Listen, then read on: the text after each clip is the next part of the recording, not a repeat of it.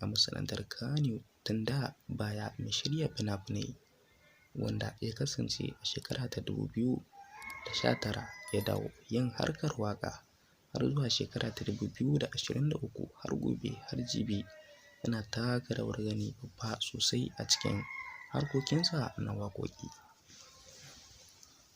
Mai kallon mai saurare dan da yau ka fara ziyartar wannan tashar tamu mai albarka.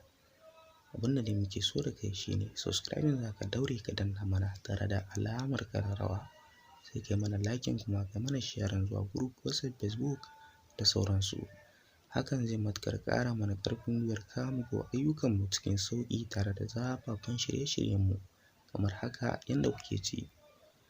Wannan jarumi ya kasance jarumi a masana'antar Kannywood wanda da baya can waƙoƙi baya yi sai dai ya kasance wanda yake yin fina-finai nasa na kansa kuma a kira shi ya hau fim ɗin wani dai kasance dai da gasu nan.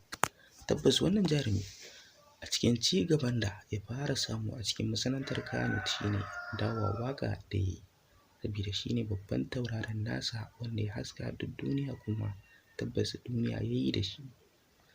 Da fa za ku tuna sosai waƙar da ya saki ya fara saki waɗansu dai suka fara saninsa da shi shine So da Amana.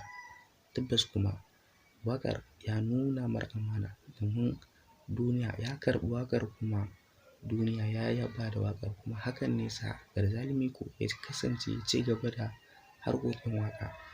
Garzali Miko a cikin masana'antar Kannywood shine silon da ya sa waɗansu ma suka ja ra'ayin waƙa su ma suke waƙa. Domin me? Jarumin ya tsaya tsayin daka ya ba abun muhimmanci kuma abun ya datar da shi. Mai kallon mai saurare kar dai ka manta kar ka sha'afa inda dai muke so da kai shine subscribing za ka daure ka danna mana kan wannan tashar tamu mai albarka tare da alamar ƙararrawa sai kai mana liking kuma kai mana sharing zuwa group, WhatsApp, Facebook da sauransu.